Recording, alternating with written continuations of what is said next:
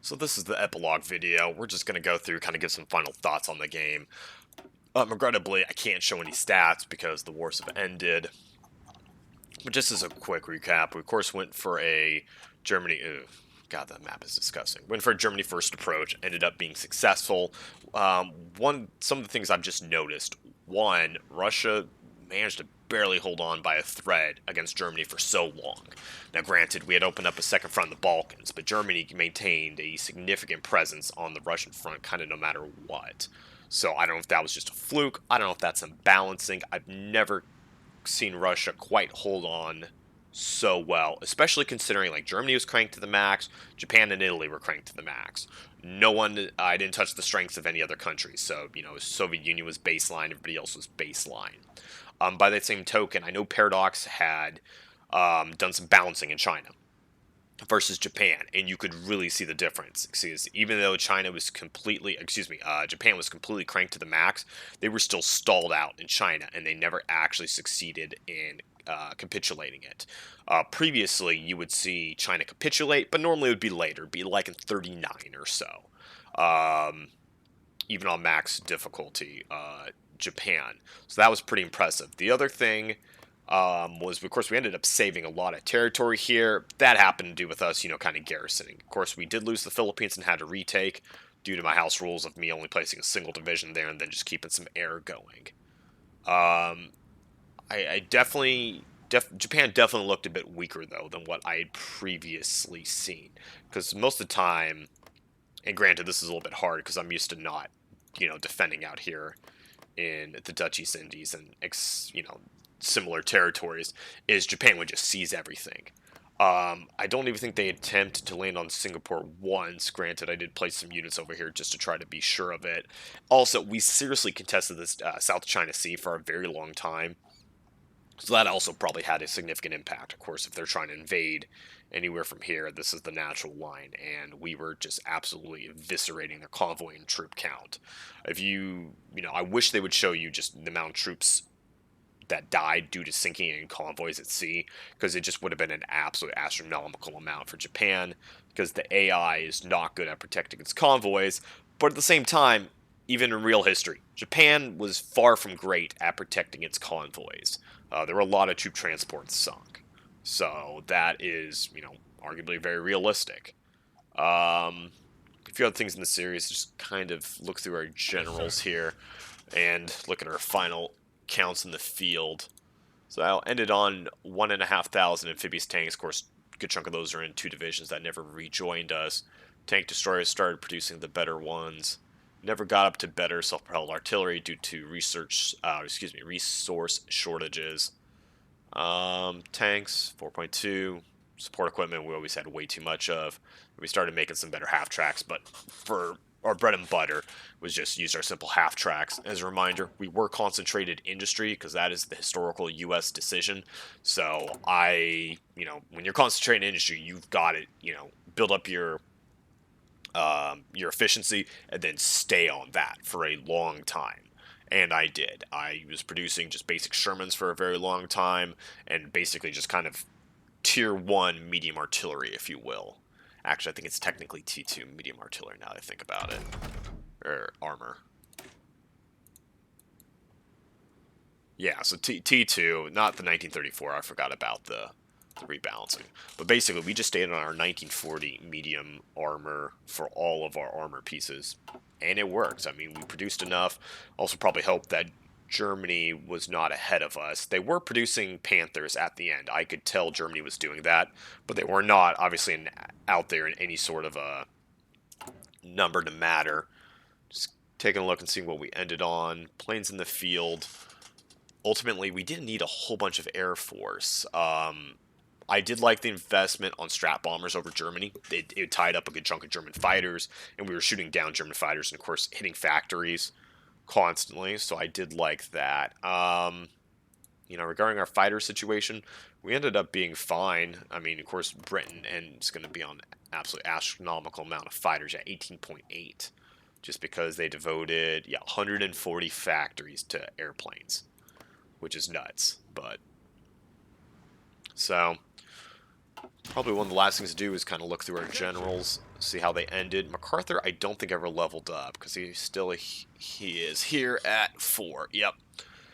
Honestly, we didn't have all that much land combat in Southeast Asia. I mean, we had small fights, but the way you level up commanders is lots of fights going all the time, and it just wasn't happening. Simpson, I don't think ever leveled up.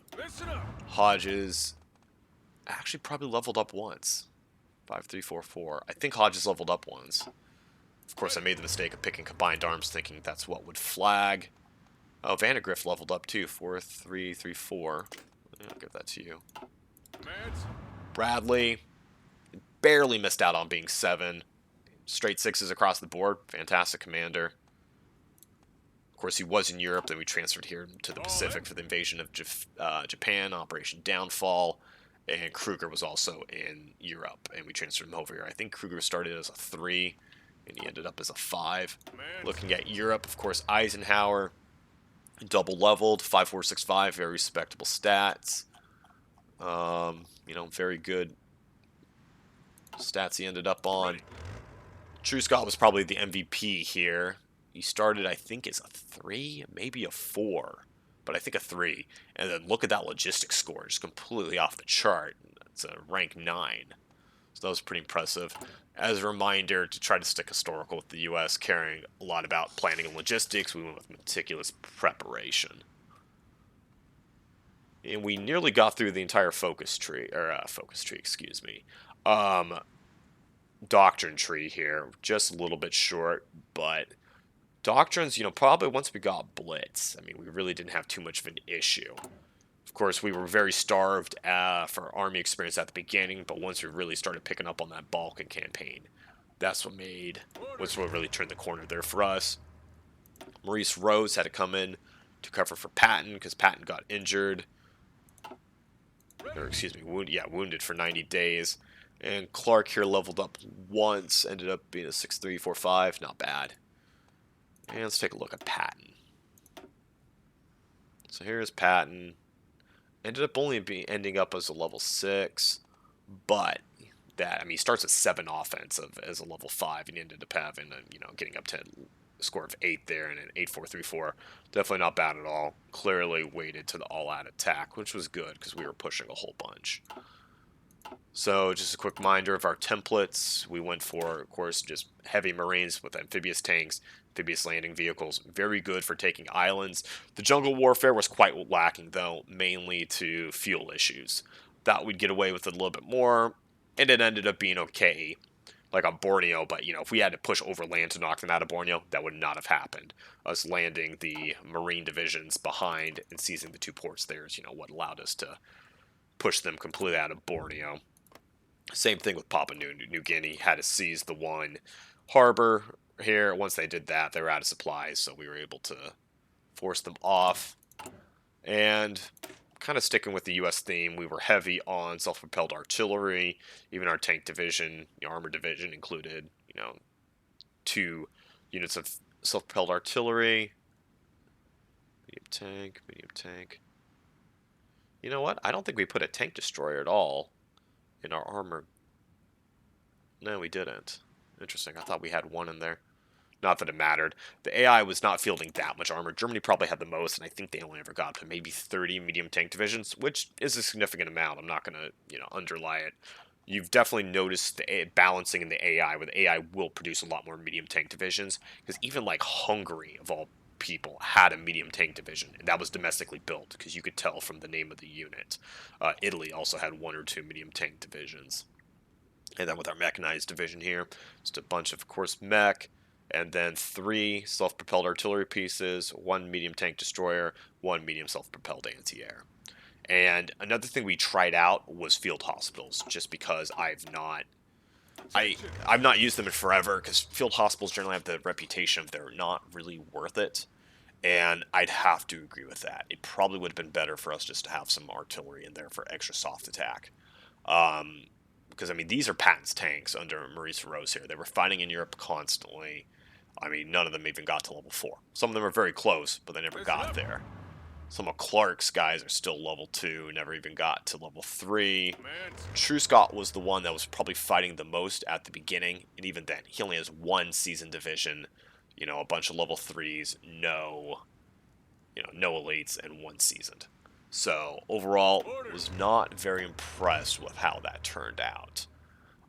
Probably did help keep our manpower from being lost, but then again, also combining with the strategy of just going with fully armored, either fully mechanized or fully armored divisions for our pushing divisions. That also kept our manpower extremely low. I would love to be able to see how much I lost in the wars, but I don't know how to do that. So if you do, please feel free to let me know. I guess I can see over the last 12 months in the Pacific, I've lost 96,000 men. And in Europe, over the last 12 months, I lost, only 55,000 men. That's pretty ridiculous, just how low those losses are. I think I definitely came in under the U.S. historical count. I think the U.S. lost historically about 425,000 men in World War II. I'd have to check that figure to be 100% sure, but that seems about right. And even then, here's Germany's medium tanks. They had like 2,100 tanks out there, that they lost in combat. So, they were fielding a good number of tanks. One of the advantages, too, is, we designed the Sherman ourselves. I think if the AI just uses only its historical designs, some of the historical designs can be considered kind of weak. Cheaper, though, but a little bit weaker. So once again, it's a trade-off between, how much production can you slam into it versus how many of those tanks do you want. We, of course, completely tricked out our Shermans. We made them quite expensive. Just as a quick reminder, where are our Shermans? We'll show some out-of-dates. So Sherman is 14.2, which is not... Actually, it's not quite as bad as I thought. And then the T-20 is at 19.4. We never got to really field these in fours, just because, like I mentioned, we kept with our 1940 tier armor, which really won the war right there, especially the self-propelled gun here. 37 soft attack, not bad at all. I would have liked to have gotten to try out the better ones with 57 soft attack, but we just didn't need them, and then we were getting short on resources too, which is actually quite impressive. We had so many factories, we were running out of resources. And yes, I know we could have switched off free trade and gone to export. You do research a little bit slower, you do a little, 5% output less, and if I was min-maxing, I definitely would have done it. But by the time we were actually running out, the war had been won. Because the thing keeping me from upgrading from the 1940 armor to the better armor was the fact of I did not want to lose that productivity, the efficiency. I did not feel like taking that huge hit. You saw me only try to make the upgrades after, we had completely, it was clear Europe was won. We weren't going to need to field more divisions. The war in essence was over. We were on complete mop-up. My, ascendancy was guaranteed, so I didn't bother with that. What is this? That's Silesia? Okay, apparently Silesia is a state, probably under the UK. Nope, it's just your own little free state. So overall, though, and another thing, too, with running out of resources, remember, I built up the entire United States with all infrastructure.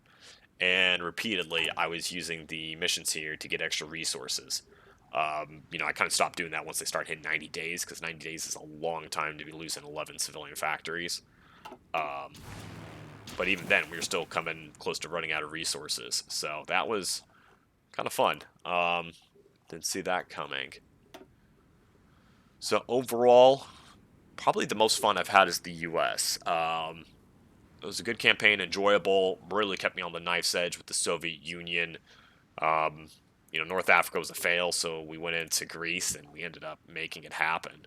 Now, the more interesting part is if Greece had not been held, this could have been tricky, because part of my strategy was skipping kind of the quote-unquote normal foot-based Marines, and I was trying to go for only Amtraks. And when you do that, it can be a bit hard, because with Marines, you can give them a few line artilleries, batteries, and that will give them a lot of extra pushing power for making landings.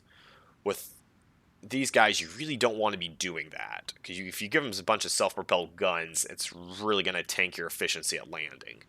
big time. So you have to try to go for the amphibious armor, but once again, I mean, you've got to get down there pretty far, and you've got to prioritize it over other things, which I was not doing. So if we had to make landings ourselves, that could have been a pressure point. I might have had to crack and go into some regular Marines divisions. But I think I've been talking enough here.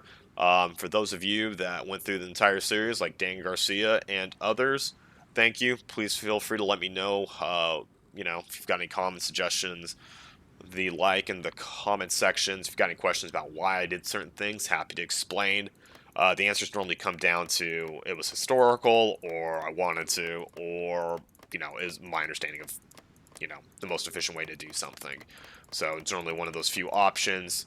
Of course, when you're playing historical, it's not 100% efficient, but, I like that, because this, to me, felt like a pretty good World War II game. Of course, the most ahistorical thing was going into Greece, but let's face it, if a foothold was open on Europe, I think the Allies would have taken it. No offense or buts. So I don't have an issue with doing that and trying to say, oh, no, I can't do that. I have to invade Italy first, or invade, France first before that.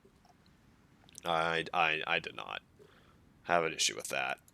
And I was very surprised by so few garrison units in Italy. I mean, Italy had boatloads of units out here in the Balkans, not a lot in Italy.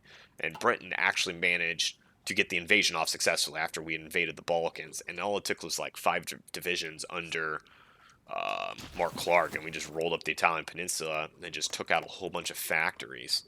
And overall, with the Balkan push, what made it so interesting was knocking out all the 3 of the miners for the Axis. Actually took out a lot of factories out of their grasp. Also took out the oil at Palazzi, and taking all the Italian factories to really hurt their output. The U.S. was clearly Germany was clearly attritioning down in the air war, and it just wasn't even close by the end. So, and even though Moscow fell, Stalingrad held out for a long time. It eventually fell, I think, on like the 3rd or 4th assault, but they basically encircled it to make it fall. And Leningrad just never failed. I mean, they ended up keeping this little northern strip open. So, very impressive from the Soviets, or lacking from Germany, depending on how you look at it. I think part of the issue, too, is, of course, Germany was very spread out. Germany had troops in Africa. Germany had a few troops in North Africa. They had some troops in Italy. They had troops in the Balkans. They had, of course, troops guarding France here. Probably had some troops guarding Norway. And then they got just incredibly spread out, because they didn't take Leningrad quickly. If they'd taken Leningrad quickly, it would have shortened their lines big time, and then they could, double up on troops, divisions in a province, rather than having, trying to do a single division per province push. But because they just were ballooning out into the steppes here, I mean, they just had such a long front line to hold. But by the same token, so did the Soviets. But I'm very surprised that the Soviets held on, but they did. So once again, I'd like to thank you for watching this series. I don't know if I'll be uploading any other videos other than the US ones today. But I do have that Soviet series where things are looking dire, and I need to take a look at that. And, of course, the UK series I have going. So I'll try to finish up those 2 series. I won't be going on a vacation here. I don't realistically think I'll be able to get either of those 2 series completed before that vacation, but you never know. But once those 2 series are done, feel free to drop some suggestions here on what you'd like to see. I am toying around doing a historical Italy or a historical Japan. I'm pretty on super cranked up difficulty. I really worry whether either of those will be successful, especially with sticking with some historical guidelines. But, it might be fun to do for the story. Especially Italy, I've got concerns about, might be really weird. Because, of course, just thinking about it, you could take out Ethiopia, not an issue. Then you sit back, as Italy's big thing, I guess you just fight the Med, of course. But my concern is with cranked up France. Will Germany be able to crack it? Will they not? As Italy, will I need to have a bunch of good, Peony mountaineers to get over and then make sure France falls, in addition to just carrying on the war in the Mediterranean? So I'm very curious, and I think Italy may be my next campaign, just to see, how difficult it would be and how much fun it would be on super cranked up difficulties. So once again, thanks for watching the series, and I'll see you next time. Bye.